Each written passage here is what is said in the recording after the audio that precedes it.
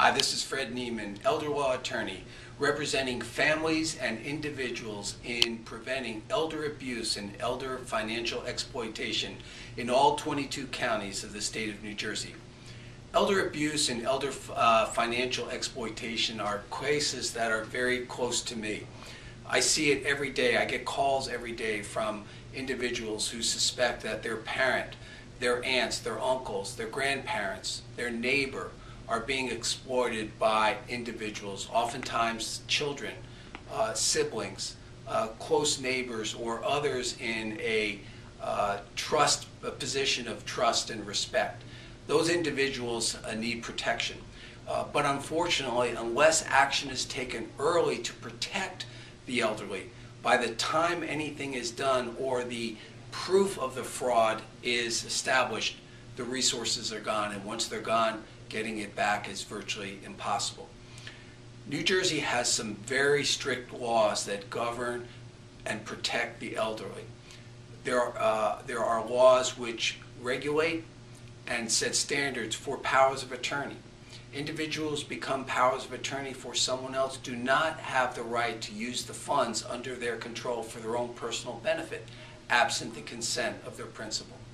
The elderly are thought to have the right to use their funds for their care and their support without gifting it away, absent their consent. But many elderly persons become vulnerable as they age. They become susceptible to the needs of their children or others. If they freely and voluntarily choose to give their money away, that's one thing. But when someone in a close personal relationship to that elderly person considers that person's funds to be their funds and use their funds for their purposes, and as a consequence the elderly person is left without the necessities of life, without funds for their medical care or their long-term care, under those circumstances that elderly person is at great risk.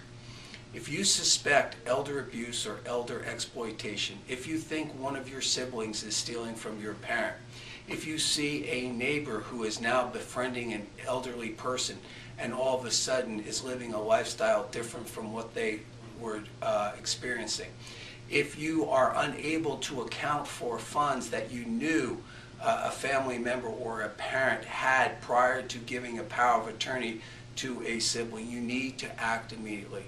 There are statutes of limitations, but there are practical limitations. As I said earlier, when you're out of money, you're out of options. And when that person in a position of trust has abused and exploited financially the elderly person, there's nothing left at that point that can be practically done unless you file criminal charges.